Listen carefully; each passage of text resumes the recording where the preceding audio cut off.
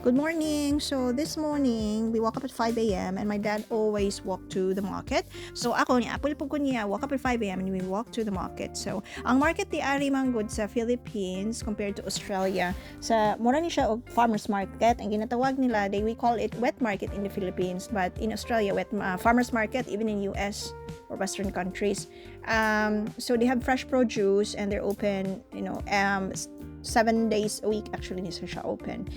So whenever I come home, Jude, sa Philippines to be with my parents, I always accompany my dad to go to the market every morning at 5 to 5:30. We walk to the market. My hometown is actually blessed with affordable vegetables and produce, fish and meat compared to other places in the Philippines. And even when I travel, I love to go to farmers market just to see what type of produce a country has to offer. Kung ano siya na farmers market, no? Kaya kung ano siya wet market, naapod ni siya fish. So, in the Philippines, when you say farmers market or wet market, there's always fish and there's also a place where you can eat mga fresh gihapon na siya na items, mga food kay gikan naman pud siya di ari. So my request was gusto jud nga mamalit mi og katong bulad bagay kalamay sa bulad, the dried fish na so stinky like a stinky tofu, but when you eat it, it's heaven. And then longanisa, so that's what I really wanted for my brunch today. Oh yeah, katong longanisa, the cured meat, my dad already bought it from the mall. So for brunch, I had guso, the seaweed, and then I had a fluffy omelette, Filipino style, with onions and tomatoes. Dried fish, yummy, with vinegar and chili. Then longanisa, guso, and fried rice.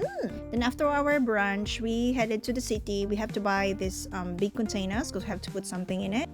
And then we have to order 10 kilos of rice. Okay, rice is life. And then dad has to pay the bill.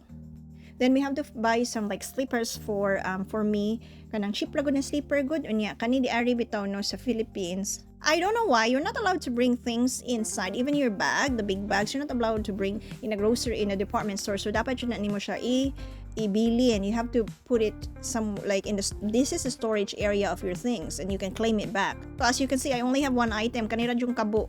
But with this item, I have to put it for this item dapat na ko ibilin. I have to deposit it and claim it afterwards. And then igang kaayo, it's so hot, so we have to have a break. And then afterwards we pick up the dog, and then we have to go to the veterinary's office, the public office, because Jasmine is due for her rabies vaccine. So it's really cheap. It was only 100 pesos for the shot. And then right around 5 p.m. we had a rosary. Then afterwards we had a dinner, and then we slept. Bye! Salamat kayo. Thanks once again for watching. Please click like and follow and subscribe. Bye!